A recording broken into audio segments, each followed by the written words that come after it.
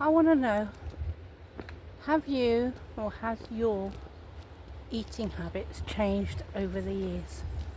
Don't know how young you are or how old you are, but I know mine have changed hugely. And just recently, I've been working very hard to become a vegan.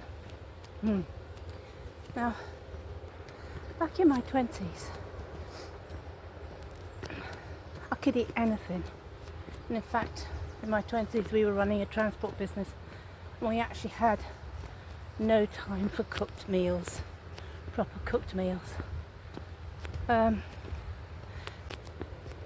So in our store cupboard, we had boxes of crisps and Mars bars and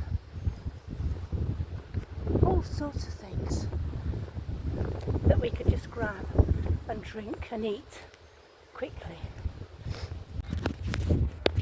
But yeah, you're very pretty. Don't mind me. I don't really know where I'm going, but it follows the river.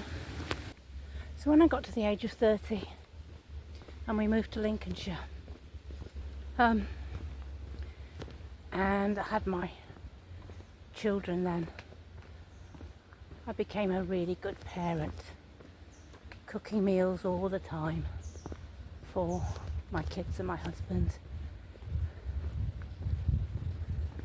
And even though we were still self-employed, we were much more, we didn't have to work so hard. We gave up the transport business and we did other self-employed things like running market stalls at the weekends. But you know, it was a quiet life, but we had a big farmhouse and a big farmhouse kitchen, and I loved cooking in that. So I cooked meals all the way through my 30s, I think. We all ate good food during that time. Meat and 2 veg and Sunday roasts and all of that. So between 30 and 50, we led very normal lives of, you know, bringing the children up, getting divorced, but still all through that time until around about 50 when I became self-employed again with my son. And then that's when normal cooking went out the window again. I started driving taxis, and my son, who was pretty disillusioned with school and didn't want to go to university, he wanted to find work. So I started working for a taxi company in Chester, and eventually we started our own taxi business. And when we started that, first of all, because we had absolutely no money, we were going down to Asda and buying loads of these quick frozen meals and chicken burgers and things that you cooked in the oven, microwave chips. And we lived on that for a good couple of months while we had no money coming in. Well, we had some money coming in, but we needed to get the business off the ground, so we wanted to put every penny that we could away. So during that time, the first couple of months was food from, you know, quick food, cheap food, but wasn't takeaways. Once we started being really busy, that was it. It was straight back onto takeaways. We had kebabs, whatever our village had. Kebab shop must have made an awful lot of money out of us because we were working all day and all night. I'd work the days doing the driving, starting about 3 o'clock in the morning, and my son would work the nights because he was a night owl, as most fellas are. And like I say, during that time, neither was at home to cook, and my son certainly didn't want to cook. And so that was mainly a life of takeaways and kebabs and that. And that's, I think, when I really started putting weight on. Huge, I exploded into a whale. But I never felt ill, for a while anyway. during that time. I didn't feel ill and I didn't have high blood pressure. I was still hurtling around at 100 miles an hour looking after everybody, driving and that. But, you know, that was definitely not good for my health, all those takeaways. So when my son and I finally parted ways, he went off to do a proper job and I carried on the company. The taxi, you know, the airport transfer business. And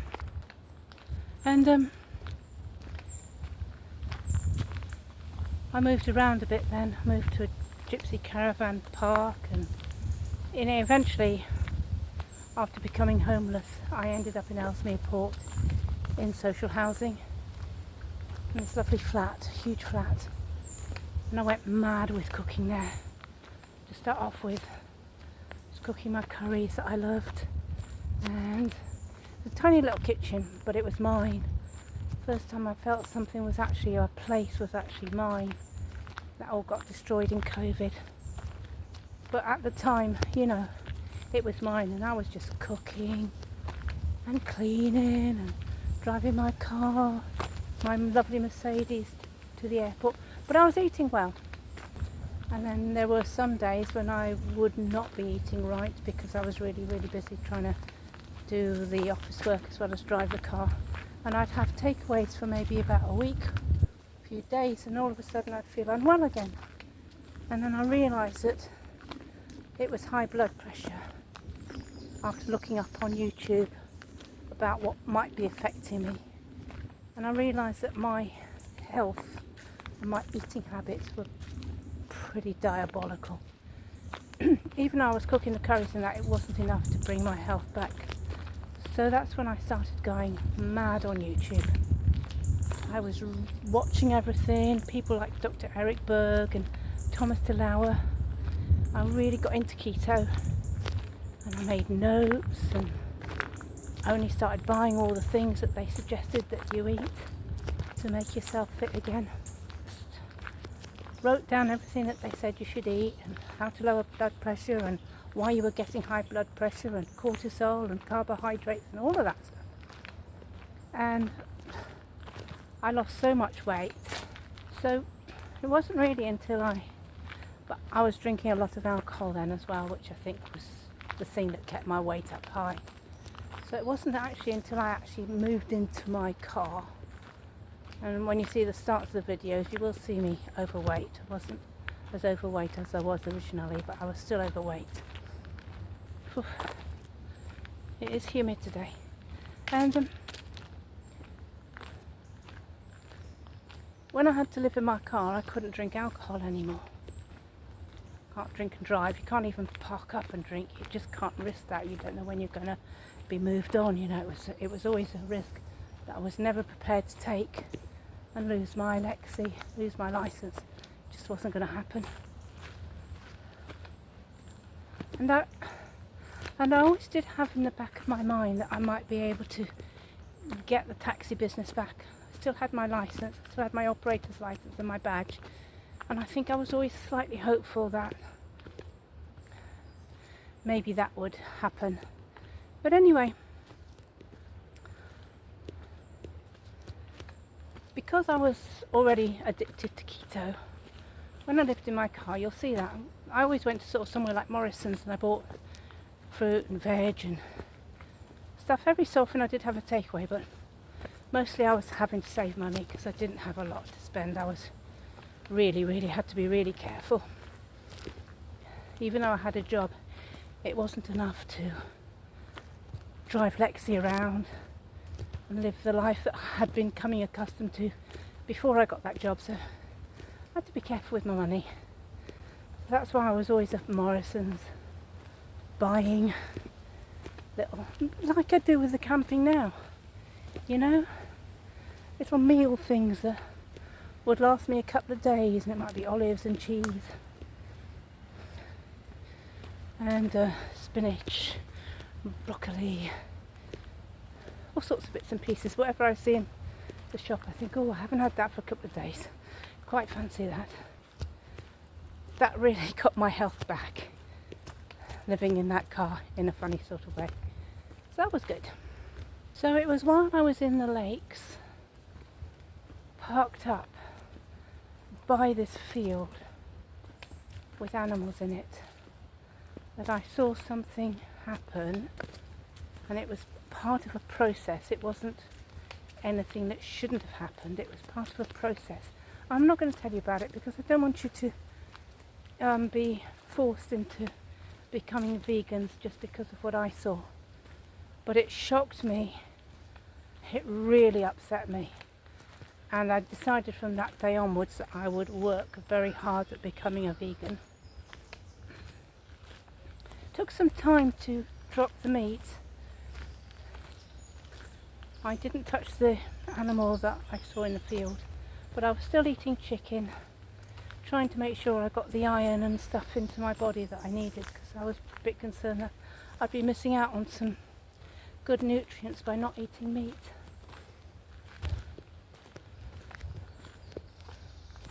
So that's when I started really looking around in the supermarkets for food that would help me, and then I really got into buying my supplements from Chris to make sure I was having some good vitamins and minerals in my body. And since then I've been trying to cut back. I haven't eaten meat for quite a long time. I've given up chicken now, and I'm always searching when I walk around the shops, the vegan areas or the vegetarian areas, and I still buy, I buy these, you've seen what I buy, sort of like tortillas or Spanish omelettes or eggs and milk. I still like all of that. And I know those of you who are strict vegans will say to me, well, this is still not vegan, and I understand that, but it's very, very hard to give up some of these things. So if any of you are vegans, perhaps you'd give me some idea as to what I can look at that is sort of the same as like milk, eggs. I think you probably say, but eggs are really nutritious and very good for you. But I have gone on to chia seeds, and they've got a lot of goodness in them, haven't they? And I'm looking at flax seeds now, because I know they're supposed to be good for you and have a lot of nutrients, and these seeds and stuff do seem to have quite a lot of nutrients in them. So any of you are vegans, give me some idea as to what I could try to see if I like it. I mean, I've tried things like tofu and this Linda McCartney stuff, and it's just tasteless. I just find it awful. And you have to remember one thing as well, is that where I live now is a no cooking zone. I cannot cook at all anymore. What I buy, I can microwave and heat it up, but what I buy, I have to be able to eat. So with that in mind, like I say, any of you vegans out there, give me some ideas as to what to try next to try and move on from being a vegetarian.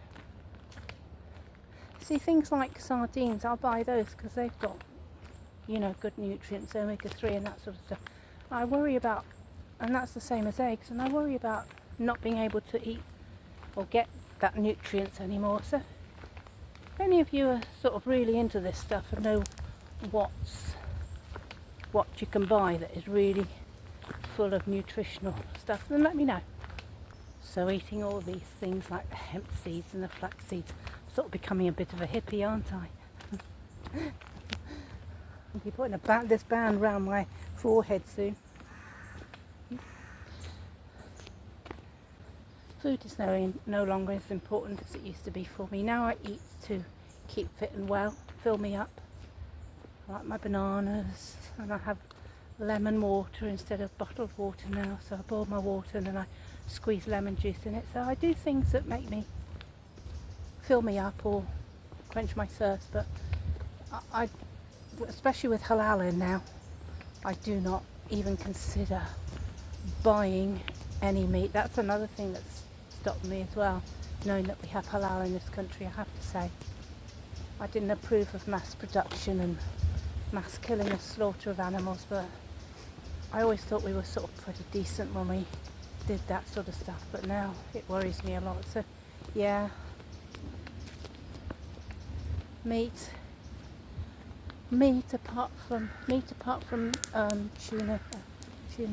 sardines and things like eggs and milk are still on the agenda, but meat is off. So as I come to the end of my walk, guys, I will catch you all later. Heading home now. See you all later.